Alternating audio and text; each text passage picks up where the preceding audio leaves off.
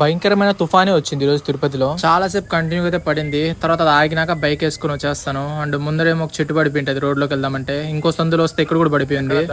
మళ్ళీ తిప్పుకునేసి వేరే చోటుకి వెళ్తాను నేను. అండ్ ఇక్కడ చూస్తే ఇక్కడ నేరుగా ట్రాన్స్ఫార్మే పడిపోయింది.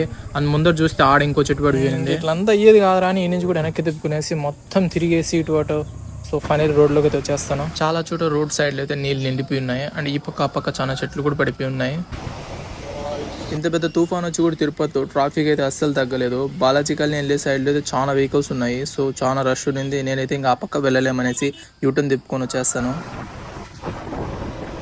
ఇంకా నాకెందుకు జిలేబీలు తినాలనిపిస్తూ ఉంది. సో నేను చెల్లోపల్లి సైడ్ అయితే దూసుకొని వెళ్ళిపోతాను. అండ్ వెళ్ళే దారిలో మళ్ళీ చినుకులు స్టార్ట్ అవుతాయి. ఆ చినుకులు మొహాన్ని కొడతా అంటే గుచ్చినట్టు తగులుతూ ఉన్నాయి. ఈ పక్క కండిషన్ ఇంకా చాలా వర్స్ట్ అయితే ఉంది. ఎందుకంటే వన్ సైడ్ వచ్చేస్తాను నా వెహికల్స్ అన్నీ. ఎందుకంటే ఆపోజిట్ రోడ్లో ఒక చెట్టు అయితే రోడ్కి మొత్తం అడ్డంగా పడిపోయి ఉంది.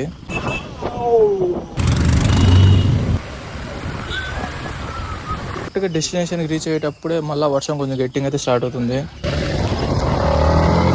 సో గాయ్స్, నానా కష్టాలు పడితే ఫైనల్లీ మనం మన జిలేబీ షాప్కి అయితే రీచ్ అయిపోయాం. వస్తానే భయ్యా తోడ జిలేబీ ఏదో అనేసి పట్టుమని పార్సల్ చేపించుకునేస్తాను.